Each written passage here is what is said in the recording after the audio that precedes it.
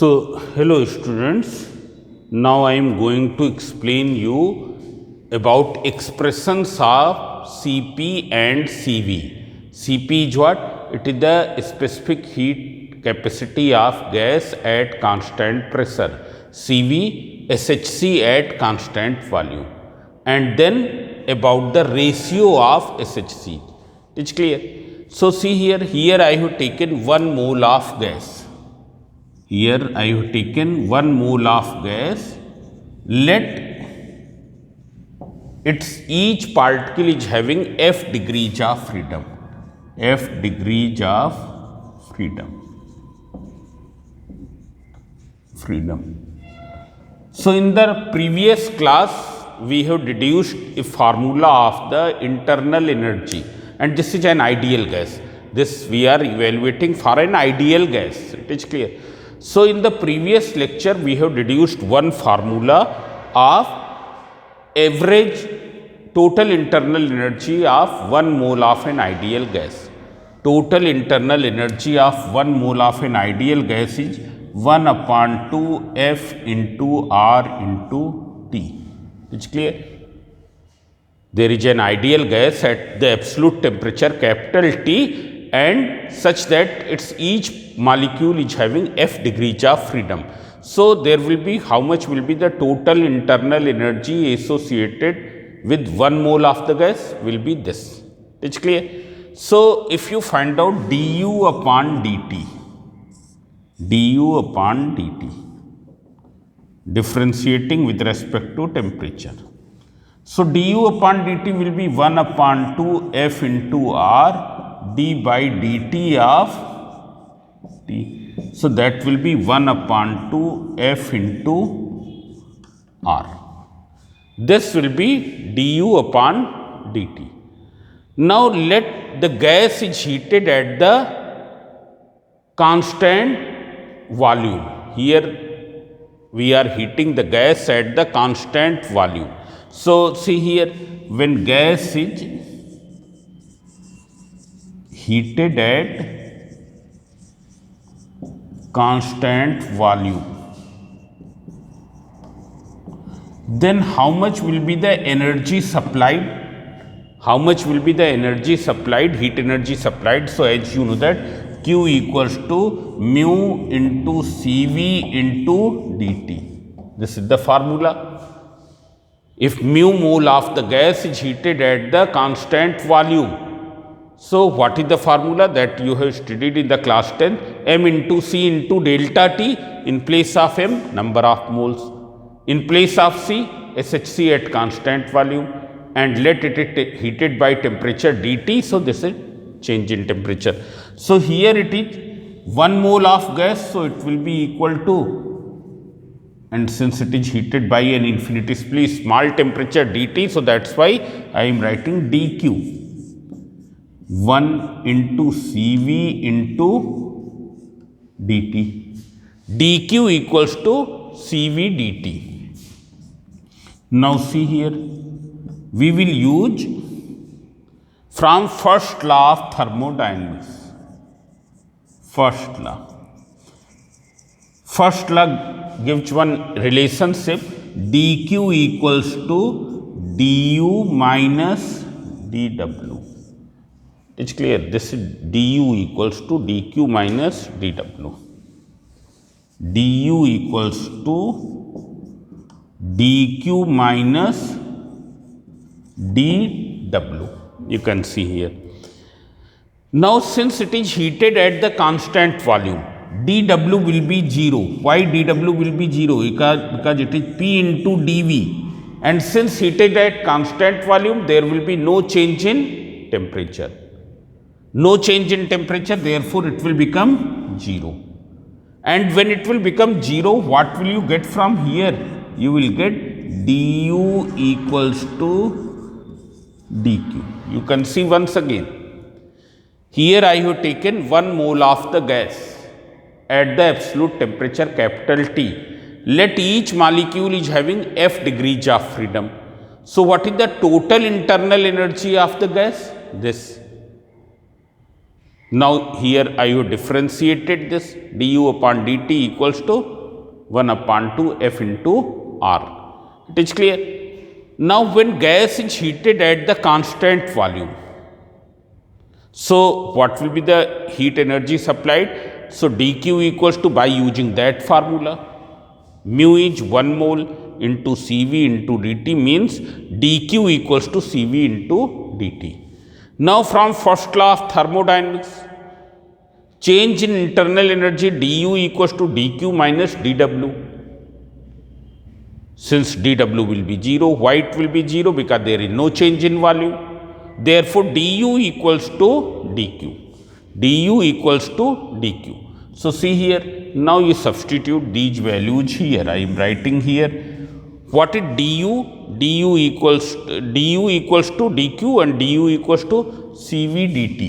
And du equals to, from here if you calculate du, it will come out 1 upon 2 f into r dt. du equals to, so 1 upon 2 f into r dt. It is equal to dq, and dq you have evaluated Cv dt. Cv dt. So dt cancels. So what is Cv? 1 upon 2 f into r. This is the expression of SHC of molar SHC of gas at constant volume. Molar SHC of gas at constant volume. Now after this we will find out the molar SHC of gas at constant pressure. What will be Cp? So as you know that Cp minus Cv equals to R. Therefore Cp equals to Cv plus R. Cv is what? Fr plus R. So when you will take out R common, it will be F by 2 plus 1 into R. This will be Cp. Now after this we will deduce the formula of ratio of SHC of gas.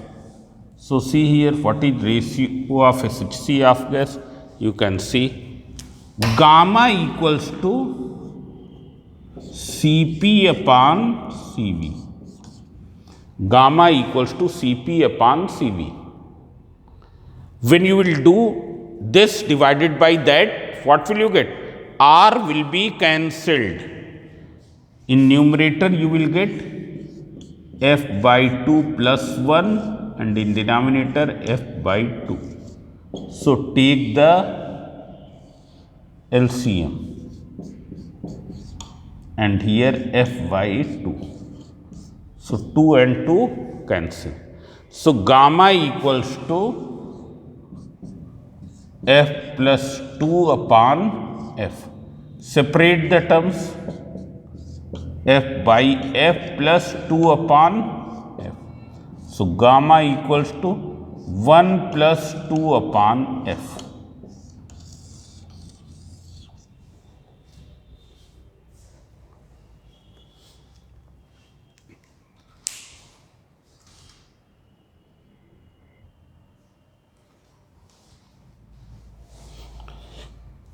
So now we will calculate these values, molar SHCs of the gas for different kinds of gases. It's clear? So for monoatomic gas, if you take monoatomic